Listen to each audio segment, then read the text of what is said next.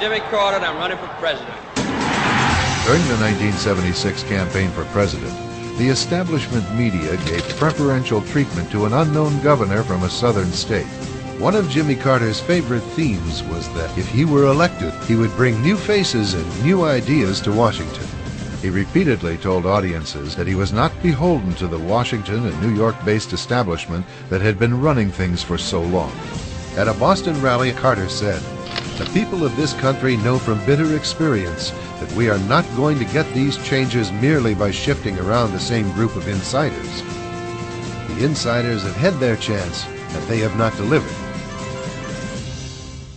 After Carter was elected, however, he quickly forgot his promise of new faces and ideas. His administration was packed with individuals from the same crowd of insiders that had been running things for decades. For National Security Advisor, Carter selected Zbigniew Brzezinski, a board member of the CFR. Brzezinski inducted Carter into the establishment shortly before the media helped boost Carter's status to national prominence. President of the John Birch Society, John F. McManus. The Democrats are out, the Republicans are in, the Republicans are out, the Democrats are in, and the socialistic internationalist program, the pro-UN attitude, continues. The American people are the losers. They are not being given the proper alternatives. And it's the job of the media to do that kind of thing. We like to think, and people in the media like to think, that they're the ones that dig out the real issues and so forth. They don't. They don't dig out the real issues. There are some areas that are off limits. You're not allowed to get into those things, such as the famous televised debate with Clinton and his Democratic opponents at the primary season in 1992. Here he was, a member of the Council on Foreign Relations and the Trilateral Commission, just like George Bush, but none of the opponents of Clinton for the Democrat nomination would bring it up. Tsongas, Kerry, Harkin, Jesse Jackson, Douglas Wilder, it was ground that they would not touch, nor would the media touch. And it was a perfectly good issue. From World War II to the present, the establishment has maintained its locked grip on the presidency. The subservient media keeps such information from becoming news.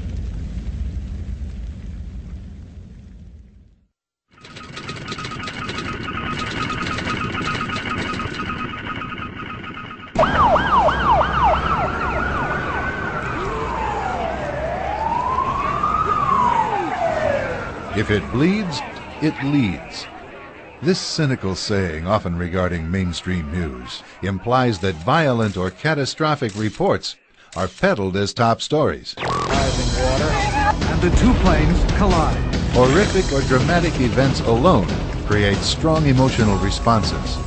Add to that sweeping statements that stir public fear. The police can't stop it. Reports of war, nuclear threats, natural disasters, scandals, and murders often filled the daily news for reasons other than to inform.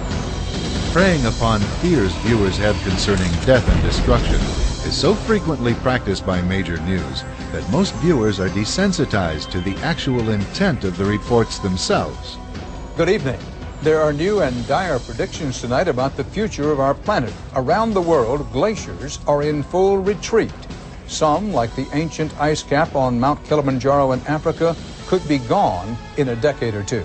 It's a dramatic symptom of the warming of the Earth, detailed in a new 1,000-page United Nations report, Climate Change 2001.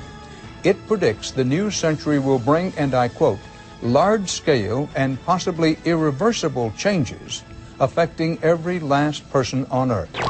Today's population has already set off an environmental spiral, depleting the world's forests and contributing to overfishing and overgrazing. Soil is being eroded, which in turn is hurting crop production, leading to starvation. This is punishment, say scientists, for sins of the past, the end result of years of pollution, wildfires year-round in California. That 500-year flood that devastated Grand Forks, North Dakota, occurring every 5 years. Greenhouse gases that stay in the atmosphere 100 years after they're released. It is a doomsday scenario detailed in a report sponsored by the United Nations. Sweltering summers, rising sea levels, more droughts, more violent storms. Global warming is real, the new report declares, and humans are helping to cause it. By creating a crisis or a perception of crisis, you accomplish several things. First of all, people in a crisis do not think rationally. People in a crisis look around and say, geez, we have to do something. Something is upon us. And so in a panic atmosphere, crisis atmosphere, people are willing to accept more stringent controls. No matter what the current news-hyped crises may be, the proposed solution by mainstream news remains consistent. Global warming is real, and it's something that needs to be taken into account very seriously in policy decisions. And the emissions are a policy question.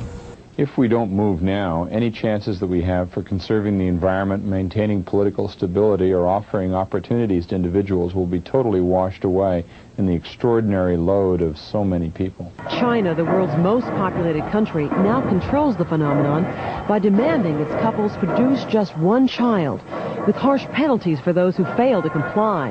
Most countries agree family planning should be a top priority. The UN begins setting the next decade's priorities on population. Global warming, ozone depletion, overpopulation, deforestation, biodiversity, all of these are being presented as global crises, the equivalent of war, the things that demand immediate action for survival. In fact, we're told global survival is at stake here. And in each of these cases, we're told these are global crises that cannot be handled at the local and national level. They are global crises that require global solutions. Today, Americans are told global warming will destroy the planet. However, only a few decades ago, they were told that the planet would be destroyed by a more chilling crisis. What scientists are telling us now is that the threat of an ice age is not as remote as they once thought. If we are unprepared for the next advance, the result could be hunger and death on a scale unprecedented in all of history. During the lifetime of our grandchildren, Arctic cold and perpetual snow could turn most of the inhabitable portions of our planet into a polar desert.